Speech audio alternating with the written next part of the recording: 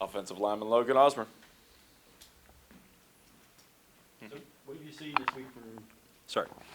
What have you seen this week from Georgia Southern? I mean, what stands out to them when you look at them? I think they have a good front. They got good players everywhere in the back end. And they got a good defensive line. They get after it. They get after the quarterback. They give great effort overall. I think they're pretty good. I asked Coach this one just about the moving pieces on the offensive line. I think he used the phrase musical chairs. Is that kind of what it's felt like with so many different guys up there? And how are you handling that with some young and inexperienced guys? Yeah, whoever's next to me, I'm just going to try to help them out as best as I can. There's some inexperienced and some young guys to try to pull those guys along. We got a lot of guys who played a lot of ball, and we're just helping those guys through practice, watching extra film with them and practice, and even on game day, just like settling them down and stuff. But I mean, whoever's in, they know the standard of our group, and we're gonna play hard. Logan, finally offensive touchdown in that third quarter. Was there kind of a sense of relief among the offense after that happened? Because there was kind of a drought there for you. Yeah, I mean, it felt good for sure. We still didn't score enough points, and we still felt like we kind of struggled. But yeah, it definitely felt good to give us a little bit of hope. But I mean, each day we're going to come out here and we're just going to put that work, and we got to go back to where we were. Look, Coach alluded to the significance of this game, obviously, and also just to get off this skid you guys are on. So, a lot of big reasons to play this weekend, play well. Yeah, this is a huge weekend. We don't lose this game. It's more about the community and stuff. That is like, it's all about the M. This game means to this town like a huge deal. I know that personally, just growing up here, I came to a bunch of these games. They're a special moment. And it's a special game. There's not an atmosphere like it in college football. We always joke around. There's something eerie that happens in the game, whether it's a scoreboard or something like that. So there's something supernatural about this game, and it's a great atmosphere for sure. How do you balance the moment, the game, with trying just to go 1-0? How do you balance the two? Every week we want to go 1-0, so that's part of our culture and DNA. But Coach F's told us like this game means more. And it's back to what I said. It's for this community, it's for this town. It's such a significant part of our history of this program, and we're just trying to get back to winning. Went to high school with JJ, correct? I did, yeah. So what's your thoughts about his journey over the past few weeks and him coming back? Well, I'm glad first off, I'm just glad he's playing here. I was trying to get him, when he entered the portal, I was trying to get him to come here from the beginning. I played a lot of ball with him in high school, and we were pretty good friends. So, I mean, I'm just glad he's back here. But his journey, I mean, that was a terrible event that happened against JMU. I didn't see all the thumbs up and stuff, so I thought it was like worst case scenario. But yeah, it's truly a miracle for God. I think just how he came back so quickly. A lot of guys didn't think he was going to come back that quickly, but our trainers did a great job just getting him back, getting him healthy. So it's a good thing.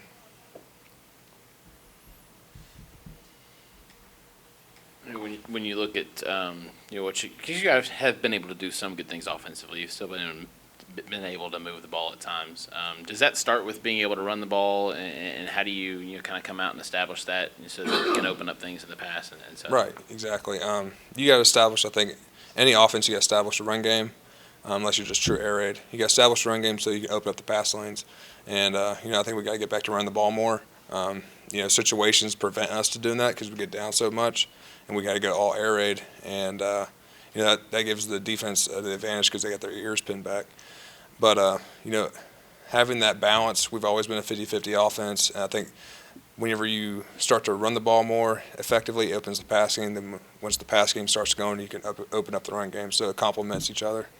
For sure. Anything further? Thank you. Thanks, Osor. How's it going? All right, everybody. Owen Porter. Same thing I asked. Looking at Georgia Southern, what stands out to you, and what's going to be the challenge this week with them?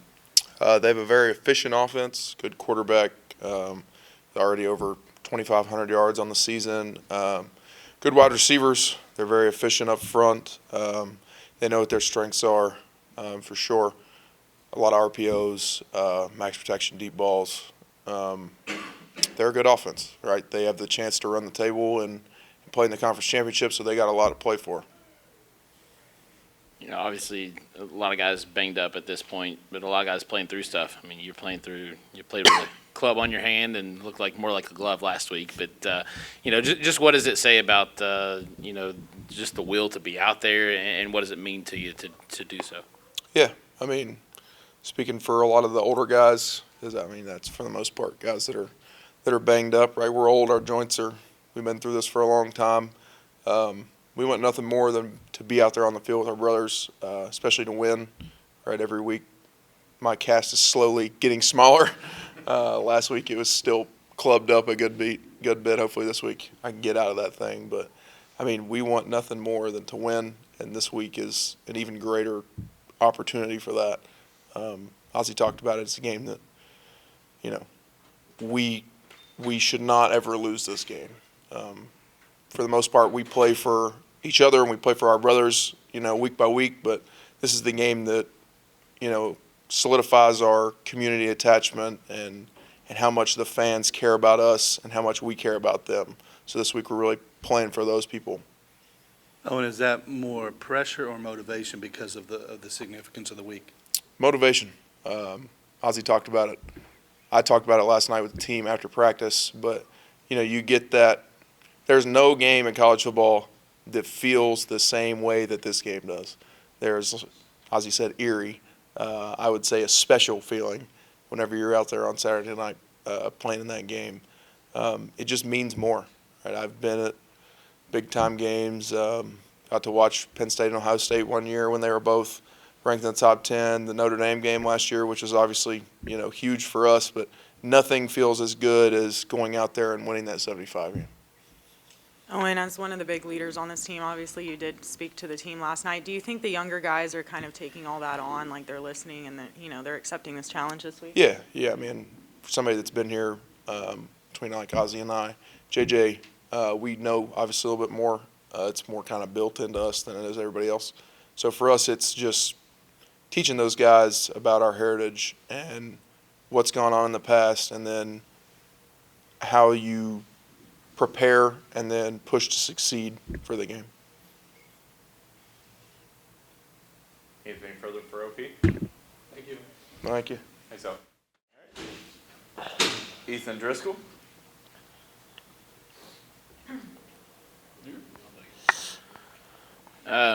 You know, we've kind of heard other guys talk about it already, but this week takes on a little more meaning.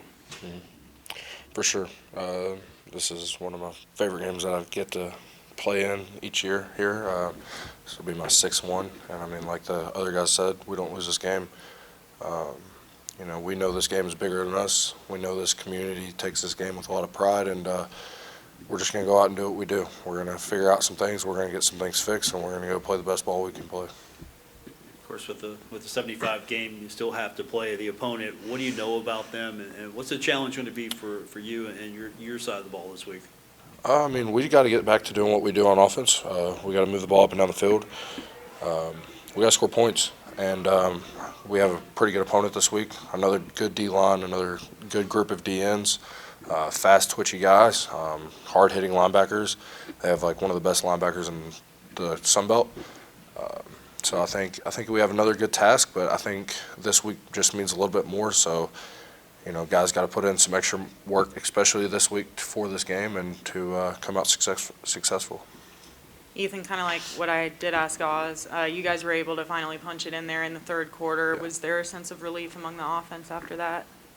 In a way, yes. You know, it's been a while since we got it in, so I mean, of course that felt good, but at the end of the day, it wasn't enough.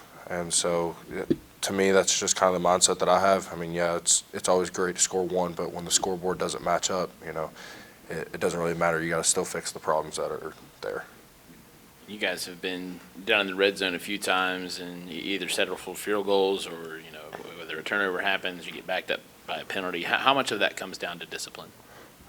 When it comes to penalties, all of it. You know, I mean, holdings, stuff like that in game happen, but you know, the pre-snap penalties and, you know, the miscues up front or whatever they may be, wrong reads or just whatever it may be, that stuff has to be eliminated for us to get the ball into the end zone. Numerous times, like you said, we were inside the red zone, and those are times that earlier in the season we were executing and we were getting the ball into the end zone. And so we got to figure out how to get back to that, and we got to punch the ball in. We can't necessarily keep settling for field goals and putting our defense in that bind. We got to start putting pressure on the other offenses to score, and I think this week will be a good opportunity to kind of execute that. Even during this tough streak you guys have been in, Coach was emphatic about how you guys are still playing hard. Nobody's quit. Is that the feeling among the team? Yeah, it's definitely the feeling. We still have a lot ahead of us, We have 3 games, we need 2 wins to get back to another bowl game. 8-5, that's a very possible record for us. And so, we got to fix the problems that we do have, but I've yet to see anybody that's just ready to, tuck it in, get ready for next season. I know definitely I have 3, maybe 4 left, so that's not the mindset that I'm having. I'm ready to get back to work today. Ethan, I'll ask you something really quick. Just for you being from outside of Huntington, getting to learn from guys like Owen about what this week means, and take us through your time as a freshman, first learning about where you're at now, sort of one of those guys, delivering that message to the younger guys. So I actually learned about the plane crash in high school because my high school coach was on the 71 team, the Young Thundering Herd, Bob Bronger, and he kind of told me some stories just about his playing career, and I didn't really understand it, truthfully. Being 18 years old, you don't understand the magnitude of it, and then I got here, and I remember my first 75 game, just hearing the "We Are Marshall" chants. You see the movie, you understand it's a tragedy, but you don't understand it until you're in this community for so long. And this community is something that I've grown to love and appreciate. It's just the fact that each week we get to go out and honor those guys. Win or loss, we're always playing for something bigger than ourselves. And so, to me, growing here the last 6 years, it's something that I definitely don't take lightly. Anything further? Thank you. Thanks, guys. Thanks, Joseph. What's up, y'all? Eli, and you?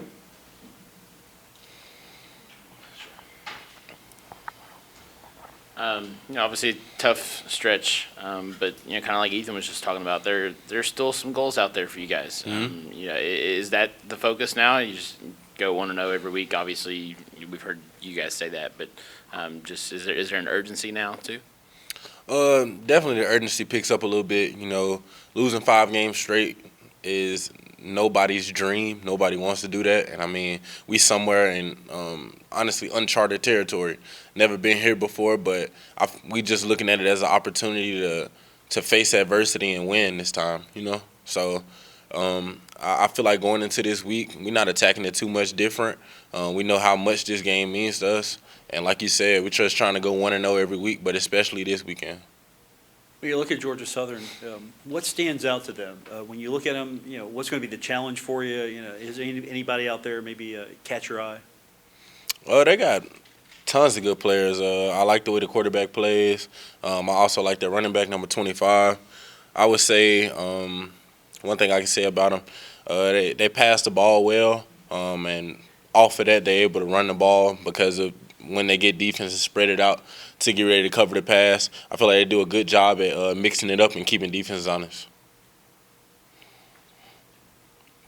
Yeah, that offense is pretty good on third downs too, and that's how they've had a lot of their success. And I think Texas State was able to take a little bit of that away from them. Is that a key down coming up this week? Oh, for sure. We pride ourselves on third down going into any week, but this week for sure. Trying to make sure we get good pressure on the quarterback. Don't let him be able to sit back there all day, and just make him be able to look at a read and look at it twice. Make him pump the ball. Make him, make a decision. Eli, you've been through a bunch of these 75 games. Just what does this game mean to you personally, and just how are you, I guess, showing the young guys the meaning of this game and how big it is this weekend? Well, I would say over the years, the feeling for this game definitely grows. Just to point out, what Driscoll said, coming in at 17 years old, I understand it, but the more you're here, the more this place grows on you. It almost feel like it's a part of you too. So going out here each and every year for this 75 game and just being able to put on a show and play for a heavenly audience and just play for something that's bigger than us and be able to have these fans happy is our biggest goal for sure every 75 week. Anything further for Eli? Thank you. All right. I appreciate Thanks, it. Eli. Guess y'all are sensing a theme with all these old heads I brought in here today, but we got Sam Burton here.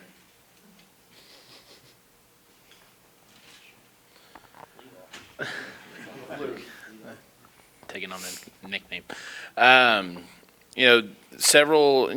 think I talked about this with the offensive line too. Lots of pieces rotating in there, and the defensive line has kind of, been in the same position a lot of the times. What's it like playing with so many different guys next to you in different situations? You just gotta create different chemistry with different guys. We have a lot of guys that we rotate in and out, and these guys can make plays. A lot of these people, they could play at a lot of other schools, and I feel like, as the season goes on, you continue to grow with them and you learn how they play and how they communicate, and it gets easier every week. Looking at the other guys for Georgia Southern, what do they do that maybe stands out to you? What's going to be the challenge this week when you try to take them on? We got to rush the passer because they throw the ball a lot. They have like an air raid attack. They have some RPO in there. So I feel like, stopping the run and then stopping the pass as well, and then just making plays when we can make them. Hey, Sam, what did it mean to the defense to have JJ back last week? Oh, that was big. Seeing him go down as someone who's been in that position, being carted out of the field, it's not a good moment. He's from here, so his family's obviously in the crowd seeing that, and that's not a good thing to see. So, even when he got carted off and he gave the thumbs up, that was just a good sign and good hope to see that he was all right. And then to have him just come back this quick. Yeah. 15 tackles. Yeah, when I found out that it wasn't anything serious, I was like, all right, bet, dapped him up, gave him a hug, and said, let's go back to work. Sam, Coach talked about how you guys haven't quit. You're not used to losing around here very much. And so how, as a senior, do you kind of help the young guys kind of plod through this and get a win? And you tell them you just got to keep going. It's like a fight. You get knocked down, you just got to keep swinging until you knock them out again. So it's just keep on with the process, and things will fall in place. That's how I see it. Is there anything further for Sam? Thank you, Sam. All right. Appreciate Thanks, it. Sam.